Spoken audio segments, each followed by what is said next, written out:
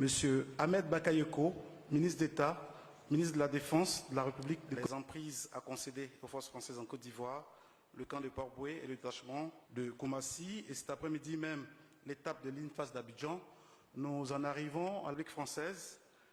Pour le compte de la Côte d'Ivoire, Excellence Monsieur le chef d'État, ce sont 3 signataires. Mention de prêt du Trésor français pour les études d'avant-projet du métro d'Abidjan et d'un montant de 48 millions d'euros. C'est en vue de son installation au sein de ces infrastructures sur le site dédié à Jacquesville.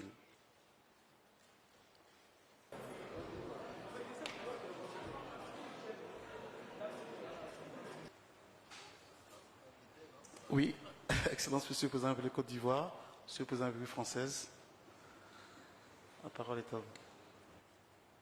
À la faveur de cette visite, nous avons décidé, je suis heureux d'annoncer qu'en accord avec les autres chefs d'État de l'UMOA, nous avons décidé de faire une réforme du franc CFA avec les 3 changements majeurs suivants.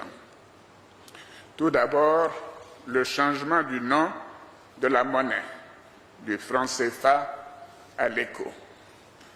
Deuxièmement, l'arrêt de la centralisation de 50% de nos réserves de change au Trésor français et la fermeture du compte d'opération. Troisièmement, le retrait des représentants de la France de tous les organes de décision et de gestion de l'UMOA.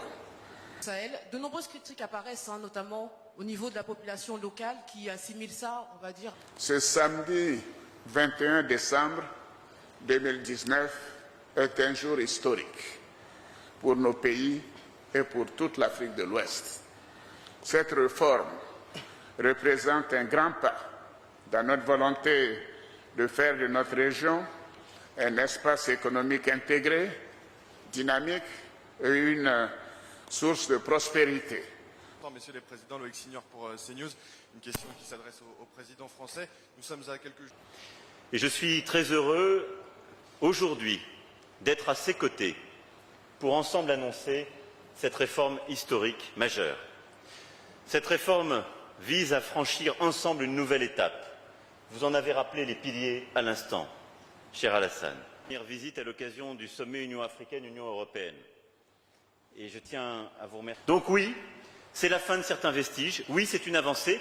Je ne crois pas une seule seconde que ce soit la perte d'influence, parce que c'est une clarté encore donnée à l'amitié. Moi, je ne veux pas l'influence par la tutelle, je ne veux pas l'influence par l'intrusion. Ce n'est pas le siècle qui se bâtit aujourd'hui et dans lequel je crois pour nos 2 pays et pour la relation entre le continent africain et la France, c'est un partenariat équilibré.